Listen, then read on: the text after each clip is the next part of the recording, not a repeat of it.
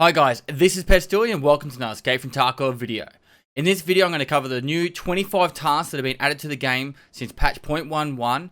I still have 2 to go, however I'm unable to complete them for probably the next few days, maybe even a week, just because of they are skill required, and we'll be able to see if there's anything else past there, but I'm fairly confident there's no other quests beyond these.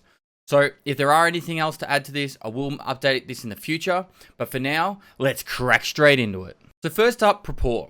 The first quest you're going to get is Perfect Mediator. For this quest, you need to have all the traders at level 4. Now, when you hand this in, you're going to get a thick weapon case. Initially, you did get an eye case as well, but that's been taken out.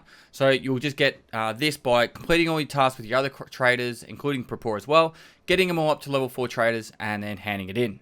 Now, I might chuck in here, some of these quests might be a little bit out of order. I'm trying to do it by memory in the exact order they are, but they're all going to be as trader by trader. So I'll do my best to get them in the right order. So next we've got Grenadier. So for Grenadier, you need to get 12 PMC kills.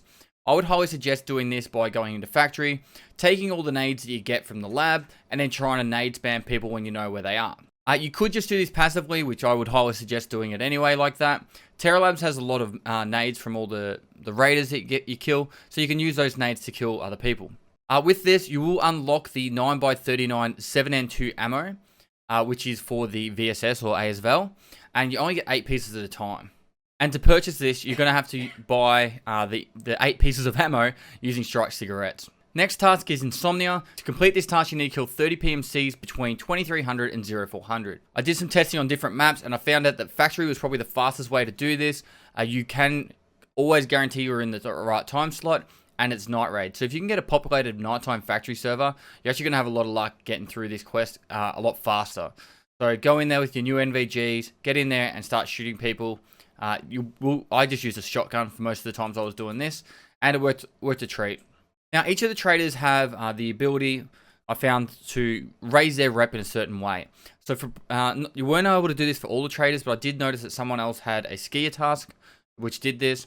But for Prapor, it's called No Offense. You need to hand in 10 M67 grenades, and you can just purchase these from Peacekeeper level 1. So moving over to Therapist. For Therapist, the first quest you're going to get is Private Clinic. To do this task, you need to hand in 4 ophthalmoscopes. I found a really good spot in the labs. You need the level 2 block key. You go inside there. As soon as you enter the door, you go through the second set of doors, and there's shelving on the right. The other option is you keep going around to the left, and inside the next room, there's shelving in there. And you can search this place, and you find defibrillators, plenty of different stimulants. And this is a really good room to get a key for. So if you haven't already picked up one of these keys, I'd highly suggest getting it. I will show all the key spawn locations in my video tomorrow with the Terra Labs map guide. So currently, I know the majority of them, but I'll try and get as many of those into that guide as possible, so you know how to farm them at least.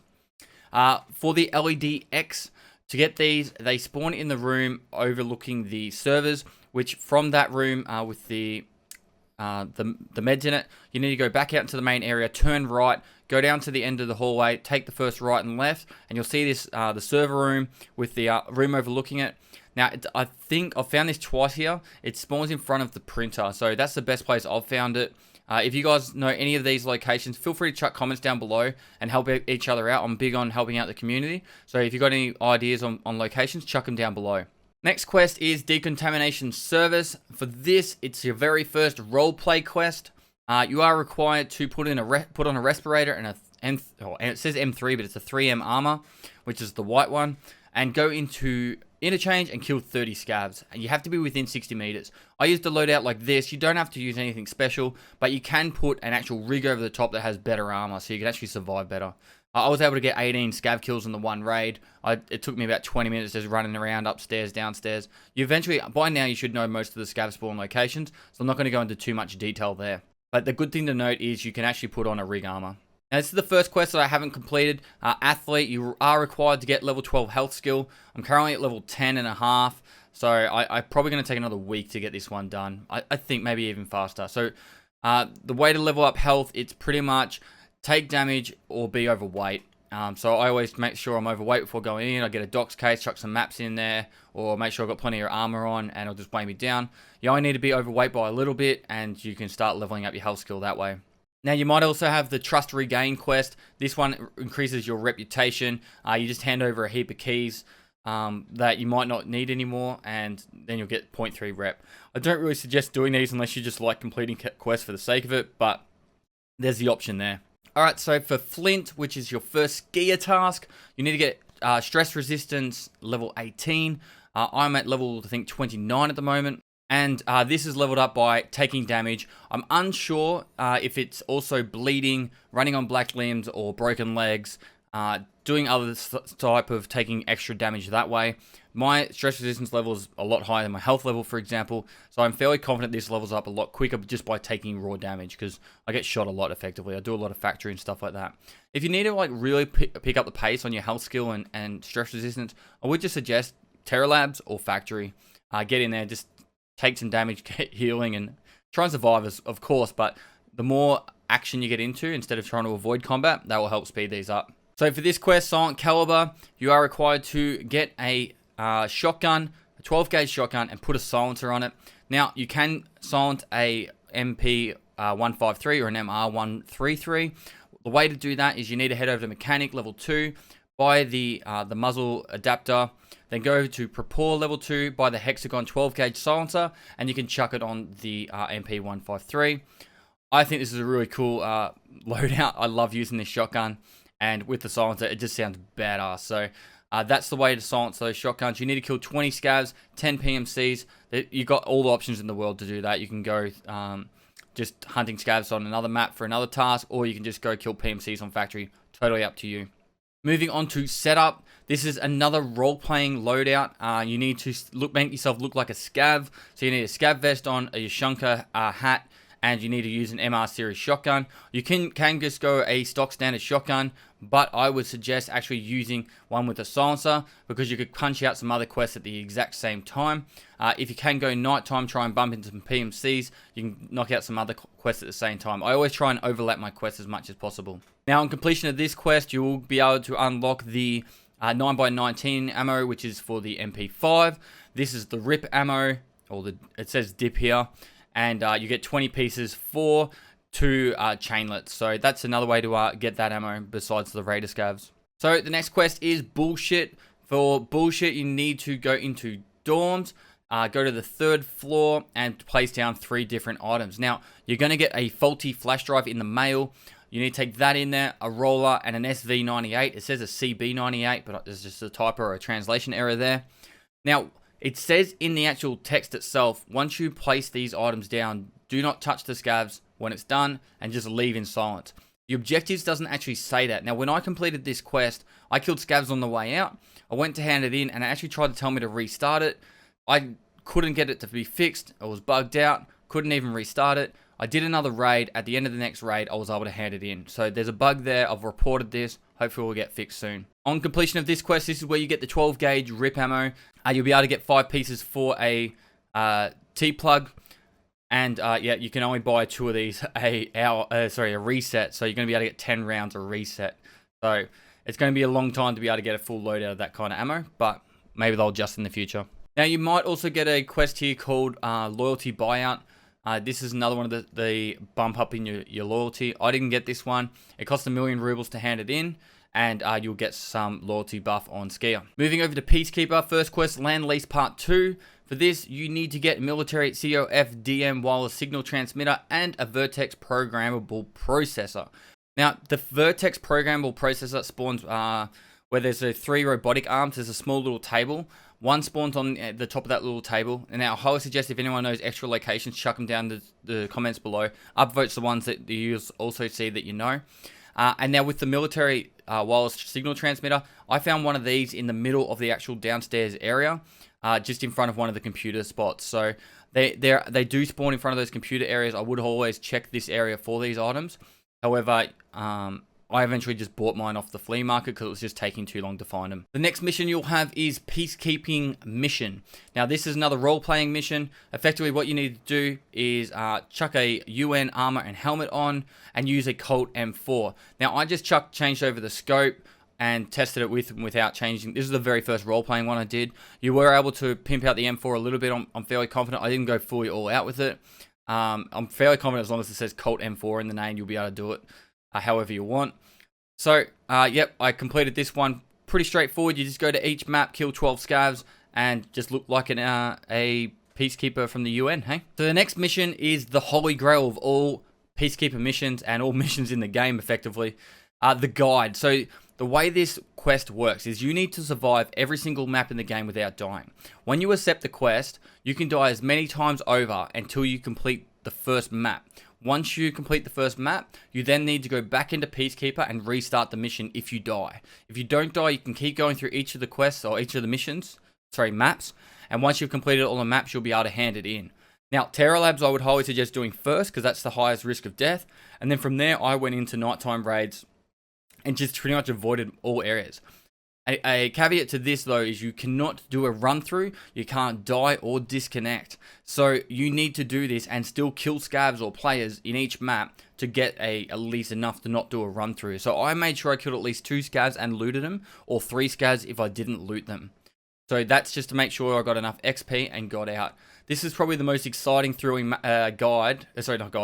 quest that I'd ever done, probably since when I first started doing delivery from the past. I was like, when I got to the last map, which I think was Shoreline, my heart was like beating. I ran into a player on Woods, which was map 5. It's a crazy one. With this one though, you do unlock a new magazine for an M4. It's got a faster inspection rate. There's another EOTech sight, which is the flip at the back. And then you get the slap armor plate. Now this one's a bit different because I tried putting it on the new helmet, didn't fit, but the old Fast MT, it fitted perfectly. So I don't know if that's because it's missing the module slot for it, but yeah, I thought that was quite interesting itself. This quest gives you 100,000 XP and 25,000 US dollars. That alone should be motivation enough to try and complete it. So your first quest for a mechanic is going to be fertilizers. For this, you need to find 5 wires, 5 capacitors. Now, most of the wires you can find, and capacitors you can find in either duffel bags, in the IDEA office or back room of IDEA's office, West 301 or East 222 or 226. Those rooms, and also West, 216. These rooms will have a good chance of spawning these items. Otherwise, in the lab, you can go around and check on what we call eskies in Australia, on top of the medical boxes. If you run around there in the main area, there's also spawns for the wires and capacitors there. Next, we've got import. Import, you need to find RFIDs. For this one, you can find it on top of a PC, right near that dome-looking thing. And also, next to the gym, to the right, there's a door. You go in there, there's a lecture theatre. On the top of the papers in there, you can also find a spawn on that. Now, the VPX in the boardroom with the big cat statues, you go inside there. On top of that table, there's a spawn there. Now, the next quest, a shooter born in heaven. For this quest, you need to kill 3 PMCs on both Woods, Interchange, Shoreline, and Customs from 130 meters away, and it has to be a headshot. Now, every map of this is pretty straightforward because they're quite open. Besides Customs, this was a quite difficult one. I ended up cheesing it with some friends, unfortunately, but just because I wanted to get it done, because I wanted to check out the magazine case.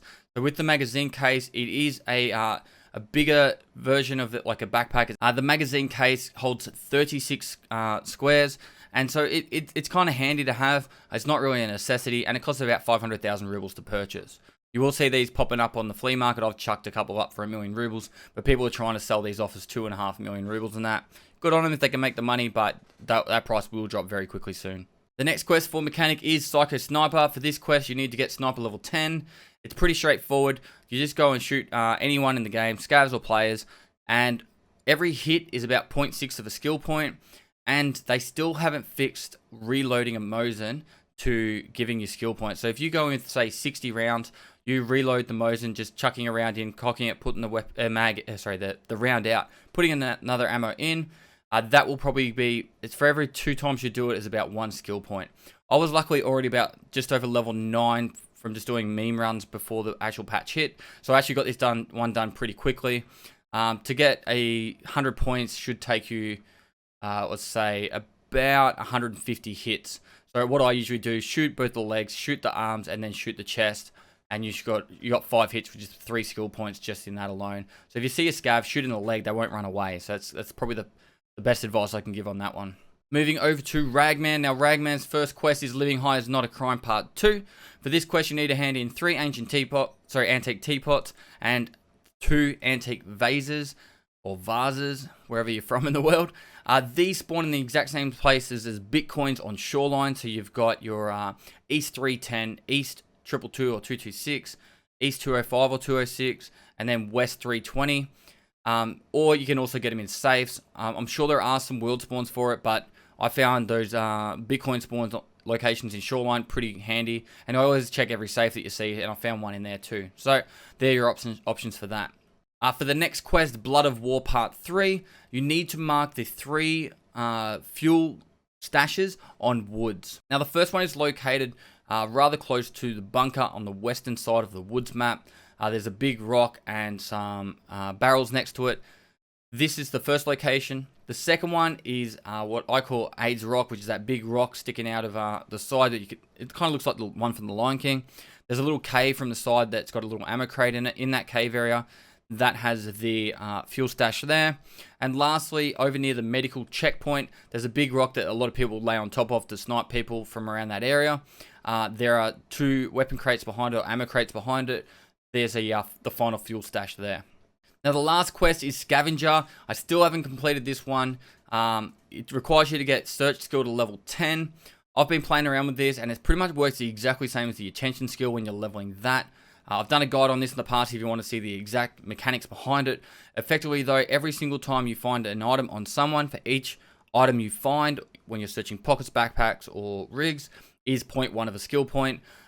It still works for everything though. So if you loot a duffel bag or a safe, they will still count in weapon crates towards this skill leveling. I'm already level 5. I see this quest being completed probably in about 2 days time for me. So guys, that's it for this video. There's a lot of information here. I'll have lots of timeline links down below, so if you want to skip to certain parts, share it with your friends, get that information out there. If you guys know any other loot locations for specific items, feel free to chuck it down in the comments below and upvote the ones that you've also found as well, because that will help people be able to build up a bigger database. Tomorrow, I'm actually going to try and release my Terra Labs video. There's so much information to put in this video. I've already got 4 of the 8 key locations. I only found out tonight there was 8 keys, but I've got 6 of the keys, 4 of the locations for the key spawns. There's so many different places inside here for loot, as well as all the extracts. So that video is going to be out hopefully by tomorrow night. I'll do my best for that, guys. I just don't want to just skip out of it and not give you all the information, as that's why I also hold it out on this video for as long as possible. I'd also like to chuck in here, I want to do a massive shout out to the wiki page. I'm working with those guys pretty much every day at the moment, giving them all the information I can about spawn points and all that stuff. So they're updating that wiki page and they're giving me heaps of information back. I always try and make sure I fact check every single bit of information I put up. So I'd like to put a big shout out to those guys. There'll be a link down below to the wiki page for Escape from Tarkov. Anything I've missed, I'm sure they've got it covered. Be sure to go over there and check out that stuff if you have any Tarkov questions and queries. I'm sure they're more than happy to help in any way possible. But guys, thanks for watching as always. If you liked it, give it a thumbs up. Subscribe for future content. I stream on Twitch 6 days a week. Go down the link below. Give me a follow over there. And lastly, I'll see you next time. Oh my god, this guide took me forever to finish this quest guide. Oh my god.